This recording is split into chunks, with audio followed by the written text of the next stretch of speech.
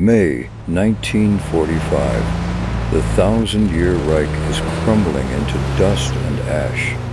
Across the shattered landscape of Germany, a different kind of war is already beginning. A silent, desperate scramble amidst the ruins. While the infantry secures towns and the artillery falls silent, special intelligence units from the United States, Great Britain, and the Soviet Union are racing against time and each other. Their target is not territory, but intellect. Hidden within the Bavarian Alps and buried in underground bunkers lies the technology that will define the next half-century of human history. The V-2 rocket, a weapon of terror that rained destruction upon London, is now the most coveted prize on Earth. But the machines are useless without the minds that created them. This is the story of a moral compromise so vast it was classified for decades. This is the story of how the sworn enemies of democracy became the architects of the American dream. This is Operation Paperclip. To understand the stakes, we must look at the weapon itself.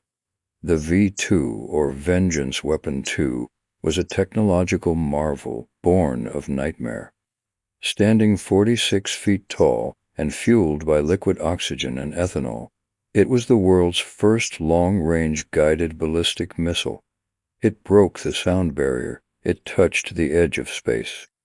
When it struck London, there was no warning siren, no drone of engines, only a sudden supersonic silence, followed by obliteration. General Dwight D. Eisenhower remarked that if the Germans had perfected this weapon 6 months earlier, the invasion of Europe might have proved impossible. But the V-2 was not just a weapon. It was a prototype for the future. The same guidance systems that leveled city blocks would one day guide humanity to the Sea of Tranquility. The question facing Allied command was simple yet terrifying. If we don't capture this technology and the men who understand it, the Soviets will. At the center of this technological web sat a young, aristocratic engineer with movie star looks and a complicated soul, Wernher von Braun. As the technical director of the Petermüde Army Research Center, von Braun was a visionary obsessed with space travel since childhood. He dreamed of rockets carrying men to Mars, yet he built missiles for a regime intent on conquering Earth. His brilliance was undeniable. His complicity was a matter of fierce debate. As the Red Army closed in from the east, von Braun made a calculated decision. He gathered his top team, the finest rocketry minds in the world, and fled west, toward the advancing American lines. He knew his value. He knew that in the coming geopolitical frost, his knowledge was his currency. He was betting his life that the Americans would value his genius more than they despised his allegiance. The grim reality of the V-2 production cannot be ignored. The rockets were mass-produced in the Middlework, a hellish underground factory carved into the Harz Mountains. Here, thousands of enslaved laborers from the Mittelbau-Dora concentration camp worked in appalling conditions. Starvation, disease, and brutal executions were commonplace. It is estimated that more people died building the V-2 than were killed by its impact as a weapon. This was the blood-stained legacy attached to the scientists. When American troops liberated the camp in April 1945, they found horrors that defied description. Yet just miles away, intelligence officers were securing tons of documents and rocket parts. The dichotomy was stark. The absolute moral evil of the production method versus the irresistible strategic value of the finished product. The seeds of the paperclip controversy were sown in the tunnels of the Middlework. As the war ended, the hunt began. Colonel Holger Toftoy, chief of the Ordnance Rocket Branch of the U.S. Army, was given a mission. Find the V-2 scientists and secure them before the Iron Curtain fell. This was Operation Overcast, the precursor to Paperclip. In May 1945, Von Braun and his brother Magnus surrendered to an American private in the Austrian Alps. The initial interrogation reports described them not as war criminals, but as potential assets. The Americans were stunned by the sophistication of the German technology. They realized the United States was roughly 20 years behind in rocketry. The decision was made at the highest levels of the Pentagon: bring them to America. But there was a problem. American public sentiment was vehemently anti-Nazi, and President Harry Truman had explicitly forbidden the recruitment of active Nazi Party members. The dilemma fell into the lap of the Joint Intelligence Objectives Agency, JIOA. They possessed the Osenberg List, a catalog of scientists and engineers the German Reich had recalled from combat duty to work on advanced weapons. The list was a who's who of German intellect. To bypass Truman's anti-Nazi directive, the JIOA engaged in a bureaucratic sleight of hand. The dossiers of the scientists were scrubbed. Incriminating evidence of party membership or involvement in atrocities was minimized or omitted. A paperclip was attached to the files of those scientists the Army wanted to bring to the U.S., signaling to the State Department that these men were safe. Thus, Operation Paperclip was christened. It was a conspiracy of pragmatism, a secret agreement that national security trumped moral accountability. In late 1945, the first shipments of paperclip scientists began arriving in the United States. They were brought to Fort Bliss, Texas, a dusty, isolated army post near El Paso. For men accustomed to the green forests of Germany, the high desert was an alien landscape. They were officially War Department special employees, but in practice they were prisoners of peace. They had no passports, no legal status, and were under constant surveillance. They nicknamed themselves prisoners of peace. Their initial task was to reassemble and launch captured V-2 rockets at the nearby White Sands Proving Ground. It was a surreal existence. Men who had recently been enemies of the state were now instructing American officers on the intricacies of guidance systems and propulsion. The cultural friction at Fort Bliss was palpable. These men, some of whom still harbored nationalistic pride, were living alongside American GIs who had just returned from fighting across Europe. The mess halls were tense, yet the work continued. Between 1946 and 1951, the German team launched 67 V-2 rockets from White Sands. These launches were the infancy of the American space program. They carried the first cameras into space, capturing the first grainy images of Earth from high altitude. They launched fruit flies and seeds to test the effects of cosmic radiation. While the world rebuilt from the ashes of war and the quiet of the New Mexican desert, the space age was being born from the ribs of a German vengeance weapon. While the Rocketeers toiled in the desert, another group of paperclip scientists was integrated into the U.S. Air Force's School of Aviation Medicine. Among them was Hubertus Strughold, later hailed as the father of space medicine. Strughold's work was vital. He designed the first pressure suits and space cabins, solving the physiological problems of keeping humans alive in the vacuum of space. But his past was shadowed by the dark experiments conducted at Dachau. During the war, prisoners were subjected to freezing water and low-pressure chambers to test human limits for the Luftwaffe. Though Strughold denied direct involvement, the ethical cloud hung heavy. The U.S. government, hungry for his expertise on high-altitude survival, chose to look the other way. His knowledge saved future American astronauts, but the data was purchased with the suffering of the voiceless. By 1950, the geopolitical landscape had shifted violently. The Soviet Union had detonated its first atomic bomb, and the Korean War had erupted. The Cold War was no longer a theory, it was a reality. The containment of communism became the primary directive of American foreign policy. In this atmosphere of paranoia and urgency, the scrutiny on the paperclip scientists relaxed even further. Their skills were now deemed essential for the survival of the free world. The Army moved the rocket team from the isolation of Fort Bliss to the Redstone Arsenal in Huntsville, Alabama. Huntsville, a quiet cotton town, was about to be transformed into Rocket City, USA. Here, the Germans were no longer prisoners. They were becoming neighbors, community members, and eventually American citizens. In Huntsville, Werner von Braun began a charm offensive that would change the public perception of space travel. He was not just an engineer, he was a salesman. He partnered with Walt Disney to produce a series of television specials about space exploration. With his charismatic accent and visionary diagrams, he explained how humans would build space stations, travel to the moon, and explore the cosmos. Millions of Americans tuned in. Von Braun was effectively rebranding himself, shifting the narrative from the creator of the V2 to the prophet of the future. He was selling the American public on a dream that was technically feasible only because of the nightmare he had helped engineer. The integration was working. The past was fading into the static of history, replaced by the technicolor promise of tomorrow.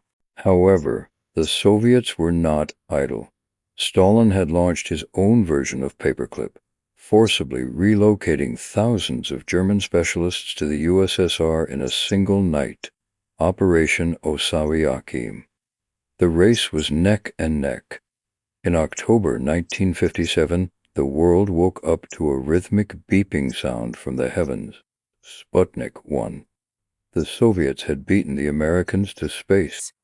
The psychological impact was devastating. It wasn't just a metal ball. It was proof that the Soviets possessed missiles capable of delivering nuclear warheads to American soil. The missile gap became the headline of every newspaper. Panic ensued in Washington. The Vanguard rocket, America's civilian attempt to answer Sputnik, exploded on the launch pad in a humiliating fireball, dubbed Flopnik. The nation looked for a savior, and the Army pointed to Huntsville. Von Braun and his team had been kept on a leash, frustrated by the government's preference for the Navy's Vanguard program. Now the leash was cut. They were given the green light to launch their Jupiter-C rocket. On January 31, 1958, just months after Sputnik, the United States launched Explorer 1. It was a triumph. The German team in Alabama were celebrated as American heroes. They were paraded through the streets of Huntsville. The irony was thick. The very men who had built rockets to destroy Allied cities were now the champions of American technological supremacy. This success led directly to the formation of NASA in 1958. The civilian agency absorbed the military operations, and von Braun was named the first director of the Marshall Space Flight Center. The Paperclip scientists were now the establishment. With the creation of NASA, the objective shifted from merely reaching space to reaching the moon. President Kennedy's 1961 declaration, "We choose to go to the moon," set a deadline that seemed impossible. To achieve it, von Braun needed a rocket of unprecedented power. The V2 was a firecracker compared to what was required. The result was this Saturn V, standing 363 feet tall and generating 7.5 million pounds of thrust. It remains the most powerful machine ever built by human hands. Its development was led by Arthur Rudolph, another Paperclip scientist and former operations director at the Middlework factory. Rudolph was a master of production, translating the complex blueprints into metal and fire. He was awarded the NASA Distinguished Service Medal, the agency's highest honor. The fingerprints of the Third Reich's engineering elite were all over the vehicle that would carry democracy to the stars. The Apollo program was not without tragedy. The fire of Apollo 1 in 1967, which killed astronauts Grissom, White, and Chaffee, shook the agency to its core. It was a moment of reckoning. The engineering required absolute perfection. There was no room for error. The German team, known for their rigid discipline and obsessive attention to detail, played a crucial role in the recovery and redesign of the command module. Their management style, sometimes criticized as authoritarian, was instrumental in wrangling the massive industrial complex required for Apollo. They introduced concepts like systems engineering to American industry. It was a total mobilization of resources, reminiscent of a war effort directed towards a peaceful conquest. 1969, the year the promise was kept. On July 16th, the Saturn V sat on Pad 39A at the Kennedy Space Center. Inside were Neil Armstrong, Buzz Aldrin, and Michael Collins. In the firing room, Kurt Debus, a Paperclip scientist and the center's director, gave the final go. The launch was an earthquake of sound and fury. As the rocket cleared the tower, von Braun watched through binoculars, the culmination of his life's work ascending on a pillar of flame. 4 days later, the Eagle landed. Humanity had walked on another world. It was the greatest technological achievement in history. In the euphoria of the ticker tape parades, the dark origins of the architects were largely forgotten. They were simply Americans, the best of us. But history has a way of unearthing buried secrets. In the 1970s and 80s, the mood in America changed. The Justice Department formed the Office of Special Investigations, OSI, to hunt down Nazi war criminals living in the United States. The spotlight turned back to the Paperclip scientists. Arthur Rudolph, the man who built the Saturn V, was interrogated about his role at the Middlework. Facing the threat of a trial and the loss of his pension, Rudolph renounced his U.S. citizenship and returned to Germany in 1984. It was a shocking fall from grace. The files that had been paperclipped 30 years prior were reopened. The Faustian bargain was being audited. The question was asked, can you separate the science from the scientist? Can a man who built a moon rocket also be a man who oversaw slave labor? Werner von Braun died in 1977, before the full intensity of these investigations began. He died an American hero, eulogized by presidents. His gravestone quotes the Psalms, "The heavens declare the glory of God, and the firmament showeth his handiwork." But his legacy remains a polarized spectrum. To some, he is the visionary who opened the door to the cosmos, the Prometheus of the space age. To others, he is an opportunist who walked over dead bodies to reach the stars, a man whose moral compass always pointed towards his own ambition. The truth, as is often the case in history, lies in the uncomfortable gray. Operation Paperclip was not a rogue operation. It was a state-sanctioned policy that prioritized survival against the Soviet threat above the pursuit of justice. Today, as we stand on the precipice of returning to the moon and venturing to Mars, the legacy of Operation Paperclip serves as a haunting reminder. The technology that powers our modern world, from satellites to jet engines, has roots in the conflicts of the past. The ethical calculus of 1945 shaped the world of 2024. We accepted the darkness to reach the light. As we look up at the night sky, we must remember that the path to the stars was paved with complex choices. The space race was won, but the moral price is still being tallied. This is the duality of progress, brilliant, inspiring, and inextricably bound to the human capacity for both greatness and destruction. The story of Operation Paperclip forces us to ask uncomfortable questions about the nature of innovation. Does the utility of a discovery wash away the sins of its discovery? The United States government decided that the answer was yes. They bet that the contributions of these men would outweigh their crimes. In terms of geopolitics and technology, the bet paid off. The U.S. won the Cold War. The U.S. won the space race. But in the court of history, the verdict is less clear. The silence of the desert at White Sands and the silence of the tunnels at Middlework are two ends of the same trajectory. We are the beneficiaries of that trajectory, living in a world built on the foundations of a secret that can no longer be kept. Let us return to the immediate aftermath of the transfer. The integration of the scientists into the American military-industrial complex was not seamless. At Wright Field in Ohio, where foreign technology was analyzed, American engineers were often hostile. They called the Germans the prisoners, or worse. Yet, the transfer of knowledge was critical.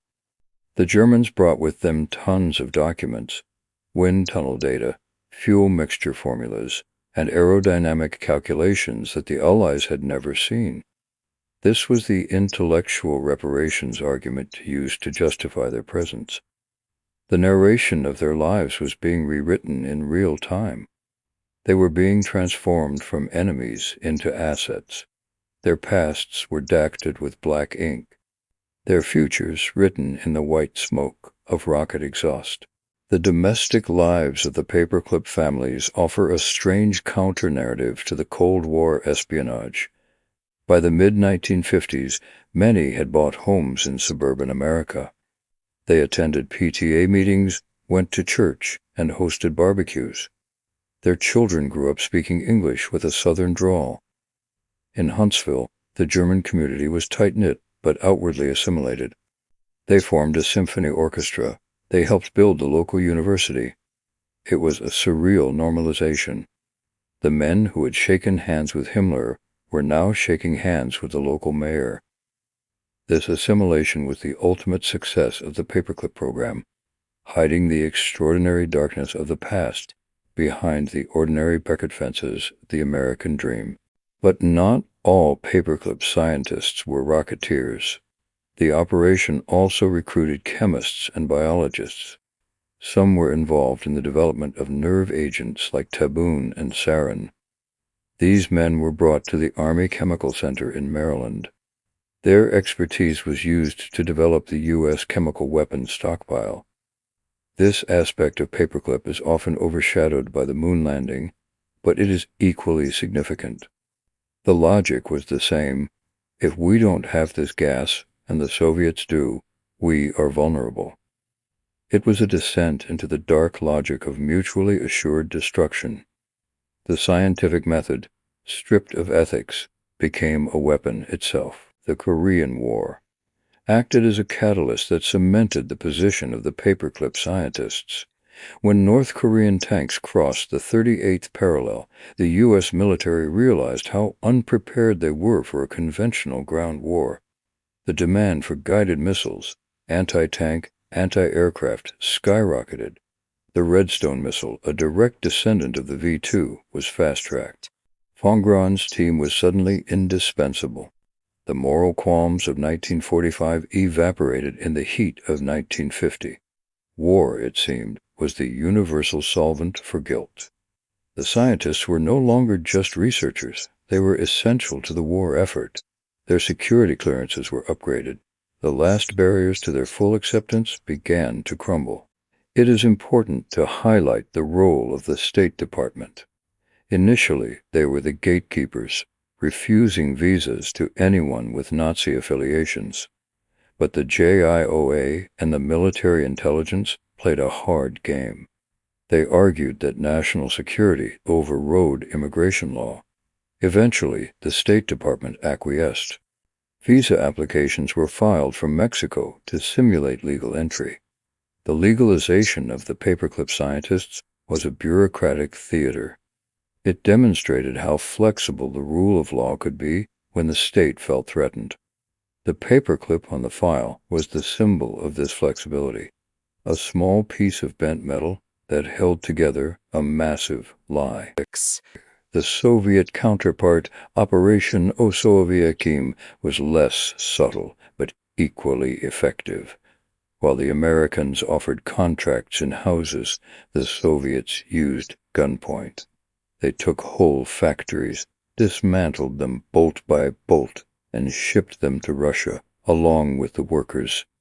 Helmut Grottrup, a senior aide to von Braun who stayed behind, was a key figure for the Soviets.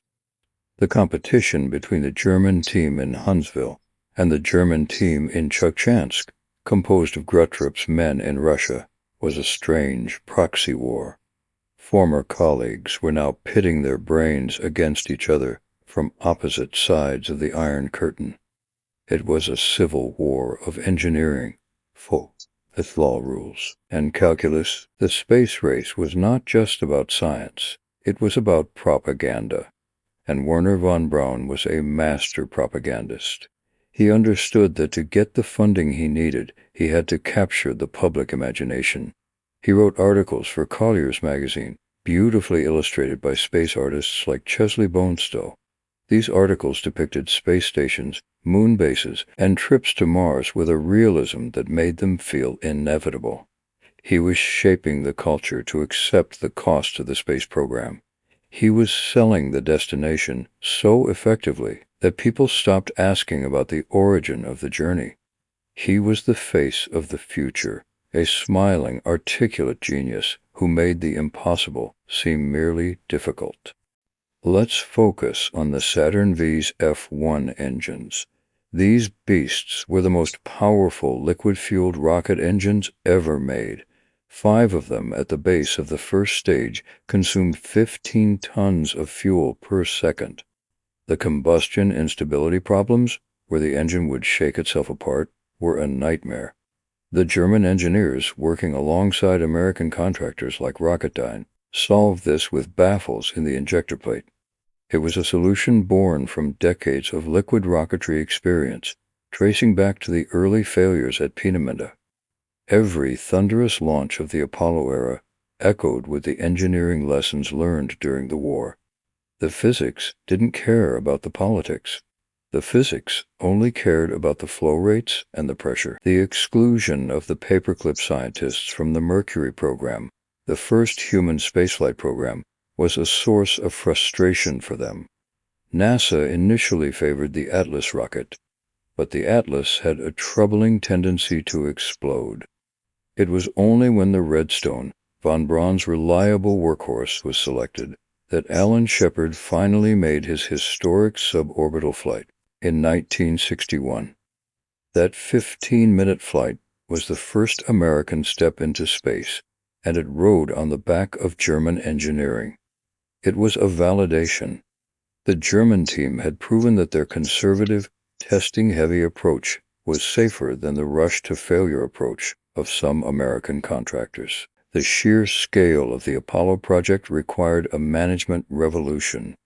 Von Braun introduced a vertical management structure where information could flow freely from the shop floor to the director's office. He was known for his Monday notes, where division heads had to submit a one-page summary of issues. He would handwrite comments in the margins and send them back. This feedback loop kept the massive organization aligned. It was a style of command honed in the urgency of wartime production, now applied to the bureaucracy of a federal agency. It worked. NASA became a machine of efficiency, driving towards the 1969 deadline with relentless focus. We must also acknowledge the dissenters.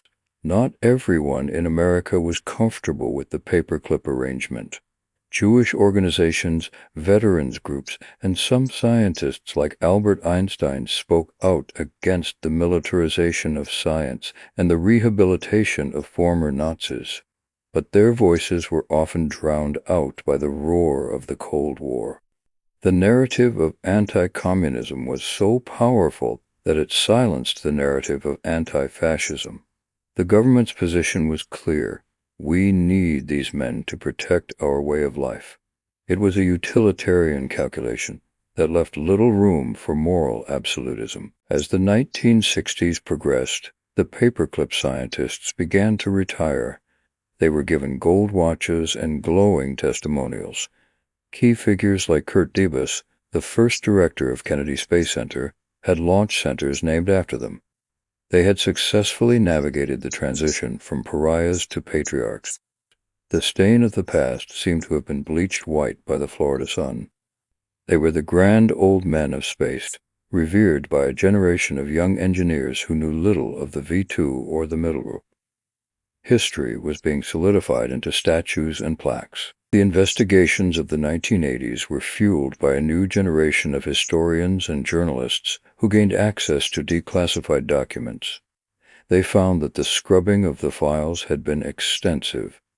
They found evidence that some scientists had been aware of or even requested slave labor. The Arthur Rudolph case was the tip of the iceberg. It shattered the comfortable myth of the good German scientist who was just following orders or focused only on the science. It revealed that the collaboration between the scientists and the SS had been far closer than admitted. The hero narrative began to crack. The case of Hubertus Strughold is particularly chilling. His name was removed from the library of the School of Aviation Medicine in 1995, and his portrait was taken down. This was a posthumous reckoning. It symbolized a shift in public memory. We began to realize that honoring the scientific achievement meant implicitly honoring the man, and some men could no longer be honored. The space medicine he pioneered saves lives today, but his name is spoken in whispers. It is a legacy of tainted data, knowledge that is useful, yet poisonous to the touch. Looking back at the moon landing, the iconic image of the footprint in the dust takes on a new complexity. That boot was designed using data from Paperclip.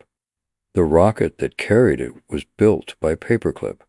The trajectory was calculated by Paperclip. It does not diminish the bravery of the astronauts or the hard work of the 400,000 Americans who worked on Apollo, but it adds a layer of gray to the black and white of space. It reminds us that the giant leap for mankind took off from a launch pad built on moral quicksand. What is the final balance sheet of Operation Paperclip?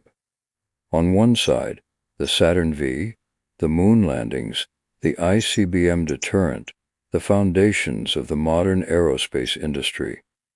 On the other, the shelter given to men who served a genocidal regime, the delay of justice for the victims of the middle work, and the erosion of moral clarity in the name of expediency.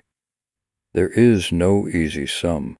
We cannot return the technology, nor can we undo the history. We are left with the artifact of the operation, the modern world itself. The story serves as a warning for the future. As we enter the age of artificial intelligence and genetic engineering, the temptation to prioritize capability over ethics will return. The argument, if we don't do it, our enemies will, is as potent today as it was in 1945. Operation Paperclip is not just a chapter in a history book. It is a case study in the seduction of pragmatism. It asks us where we draw the line. At what point does the pursuit of knowledge become a pact with the devil? In the end, Wernher von Braun remains the enigma at the heart of the story, a man who looked at the stars while standing in the mud. He once said, "I have learned to use the word impossible with the greatest caution." He proved that the impossible was possible in engineering, but he also proved that it is impossible to outrun one's shadow. The rockets he built flew higher than any before them, but they could never fly high enough to escape the gravity of the past. The victims of the V2 and the metalwork must be remembered in this narrative. Their suffering was the fuel for the initial engine. While the scientists walked into the history books, the laborers were buried in mass graves. Memorials now stand at the Dora concentration camp, a stark contrast to the rocket parks in Huntsville. To tell the story of the space race without them is to tell a lie. They are the silent partners in humanity's greatest journey. The legacy of Operation Paperclip is woven into the DNA of NASA. The launch complexes at Cape Canaveral, the test stands in Mississippi, the control centers in Houston, they all bear the structural and organizational marks of the German team. It was a transfer of technology, culture, and methodology. The American space program is a hybrid, a chimera born of American industrial might and German theoretical brilliance. It is a testament to what can be achieved when nations collaborate, even if that collaboration is born of cynical necessity. As we close the file on Operation Paperclip, we are left with the reality of the Cold War. It was a time when survival was the only metric that mattered. The leaders of the time, Truman, Eisenhower, Kennedy, made choices that we can critique from the safety of the present, but which felt inevitable in the terror of the moment. Paperclip was a child of fear. It was a desperate grasp for security in a world that had just seen the atom split and cities vaporized. The scientists are all gone now. The secrets are declassified. The rockets are in museums. But the questions remain. Science is a tool, and like any tool, it takes on the intent of the user. The V-2 was a weapon of vengeance. The Saturn V was a vessel of exploration. They were, in essence, the same machine, evolved. The difference was not in the aluminum or the fuel, but in the spirit of the mission. It is a reminder that technology is neutral, but humanity is not. We have traveled from the smoking ruins of Penyamoon to the silent desolation of the lunar surface. The arc of Operation Paperclip is the arc of the 20th century, violent, ambitious, compromised, and ultimately transformational. It is a story that defies simple categorization. It is a tragedy and a triumph wrapped in a classified folder. It is the dark matter of the space race, invisible, but exerting a gravitational pull on everything that orbits it. So, the next time you see a rocket launch, watching the fire trail pierce the sky, remember the men who designed the first ones. Remember the brilliance and the blood. Remember the paperclips attached to the files.